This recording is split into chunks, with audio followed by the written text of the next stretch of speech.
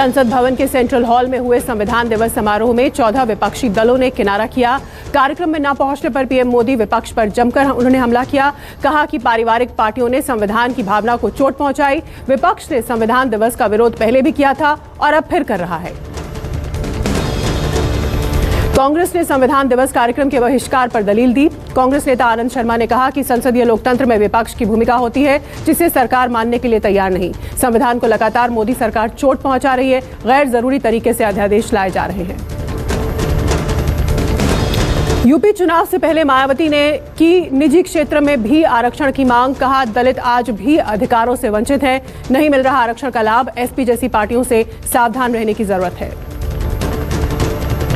आंदोलन के 9 का 1 साल पूरा होने पर दिल्ली के बॉर्डर्स पर किसानों ने जीत का जश्न मनाया। आज देश के अलग अलग इलाकों से किसान दिल्ली पहुंचे। दिल्ली के सिंघू बॉर्डर पर बड़ी तादाद में किसानों का जमावड़ा देखने को मिला। इस दौरान वॉलंटियर्स ने रक्तदान शिविर का आयोजन किया। आंदोलन का 1 साल पूरा होने पर आज गाजीपुर बॉर्डर पर किसानों की महापंचायत हुई। इस दौरान राकेश टिकैत ने कहा कि कानून वापसी तो होगी घर वापसी। एमएसपी पर गारंटी कानून बनाना होगा। सदन चलने तक सरकार के पास सोचने का वक्त है। दिल्ली विधानसभा में किसान आंदोलन के 1 साल पूरे होने पर बोले अरविंद केजरीवाल, आखिरकार किसानों की जीत हुई। किसानों को एंटी नेशनल कहा गया। किसान आंदोलन को कुचलने की कोशिश हुई। आज अकाली दल की नेता और पूर्व केंद्रीय मंत्री हरसिमरत कौर ने भी शहीद हुए किसानों को नमन किया और पंजाब के किसानों का धन्यवाद देते हुए कहा जल्द से जल्द ये तीनों कृषि कानून कानूनी रूप से संसद के जरिए खारिज हो जाएंगे।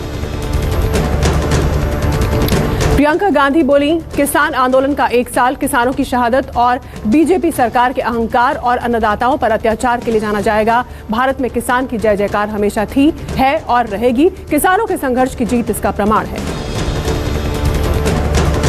अखिलेश यादव आज आजमगढ़ में संविधान दिवस समारोह में शामिल हुए। इस दौरान उन्होंने केंद्र सरकार पर जमकर हमला बोला। अखिलेश यादव ने सभा को संबोधित करते हुए कहा कि किसानों को उनका हक दिलवाएंगे। किसान संविधान पर भरोसा करते हैं।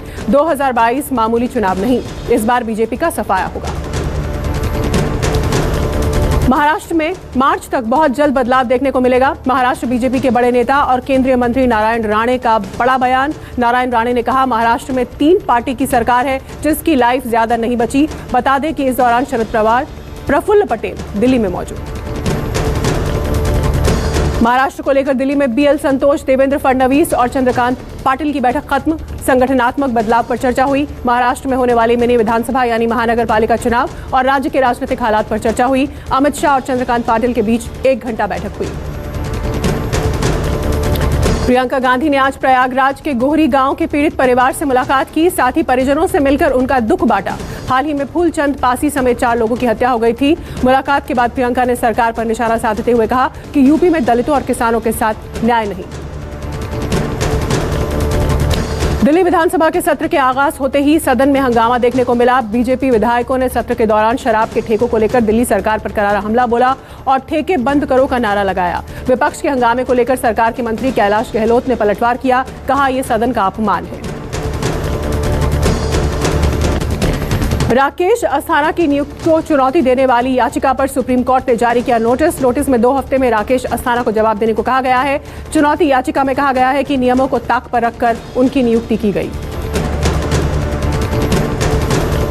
परमबीर सिंह पर रिटायर्ड एसीपी ने बड़ा आरोप लगाया। रिटायर्ड एसीपी शमशेर खान पठान ने परमबीर पर उगाही के साथ ही आतंकी कसाब का मोबाइल फोन आईएसआई को बेचने और फिर नष्ट करने का आरोप लगाया, जिसे लेकर एसीपी ने मुंबई पुलिस कमिश्नर को लिखित शिकायत भी दर्ज कराई।